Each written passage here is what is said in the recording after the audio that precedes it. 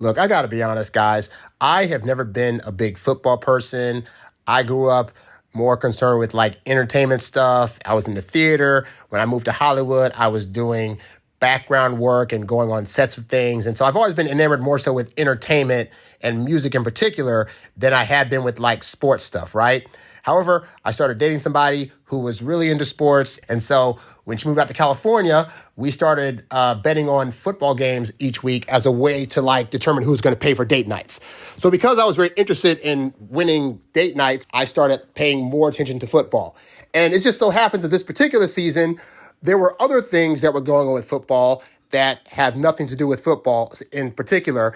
But the main thing, of course, was the fact that the Kansas City Chiefs player Travis Kelce started dating Taylor Swift, the darling of the pop world, who has been all over the place. Last year, she had 2 albums come out that all went to number 1. That were re-records, by the way. So Travis reached out basically and said, hey, I want to date Taylor Swift. And then lo and behold, it actually happened.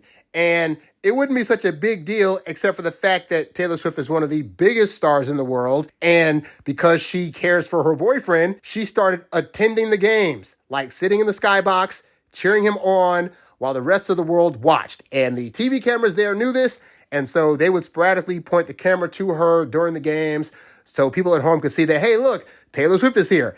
And that caused even more people who weren't invested in football to start wanting to watch. If you go online right now, you can just look up on like an Etsy store, for example, that there are tons of stores that have created merchandise in the Kansas City Chiefs colors that have Taylor Swift's name emboldened on these jerseys along with the number 13 because that's her favorite number. It got to where when they would go play, if Taylor Swift showed up, they'd have snacks and other memorabilia that were in Taylor Swift's name. This has nothing to do with football. It is simply a football player that is also a very popular football player on a very popular team dating the world's most popular artist right now. I mention all this because obviously people that are football fans are like, this is supposed to be about the sport. It's supposed to just be about football. They're making it all about Taylor Swift now. And at first I was like, dude, like, she's bringing more money to your situation. That this should not be a big deal. Like, if she shows up to the game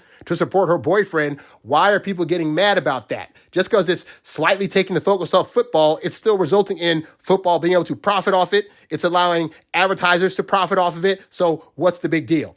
And then the Kansas City Chiefs won the playoff games that allow them to be in the Super Bowl. And now the noise is at a fever pitch. And I'm finally starting to get it. Because the Kansas City Chiefs are going to the Super Bowl, the number one question that is dominating every single news cycle and every single blog that I go on to is, will Taylor Swift be able to show up for the freaking game? Now, she has her Eras tour that she did last year in the States. Well, she's going over to Japan, and she has 3 or 4 different shows that she's doing in Japan, and the last one is on February 10th.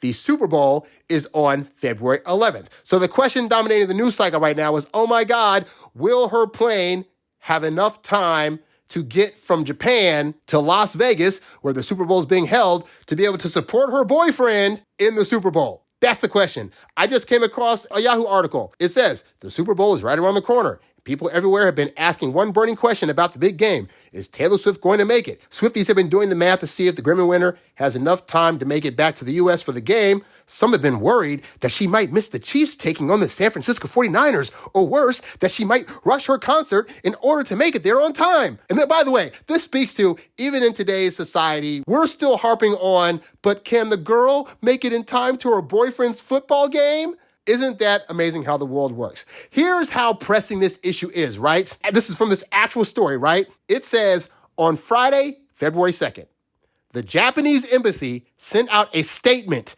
to reassure everyone that it is totally possible for Swift to make it back in plenty of time as long as she hops on a plane right after the show. End quote.